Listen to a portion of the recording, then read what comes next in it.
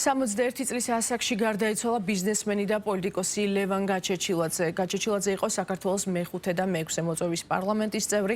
არჩეული იყო მეშვიდე მოწვევის პარლამენტშიც. იყო ოპოზიციის კანდიდატი საქართველოს პრეზიდენტის პოსტზე 2008 წლის არჩევნებზე. პოლიტიკური კარიერა ლევან გაჩეჩილაძემ 1999 წელს დაიწყო. 1999-2002 წლებში იყო საქართველოს მეხუთე მოწვევის პარლამენტის წევრი, პარტიული სიით საარჩევნო ბლოკი საქართველოს მოქალაქეთა კავშირი. ის მალევე გამოიყო უმრავლესობას და დავით გამყრელიძესთან ერთად შექმნა პარტია ახალი მემარჯვენეები.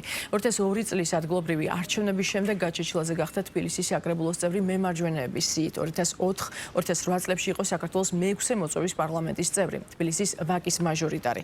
2008 წლის საპრეზიდენტო არჩევნებზე იყო გაერთიანებული ოპოზიციის კანდიდატი საქართველოს პრეზიდენტის პოსტზე.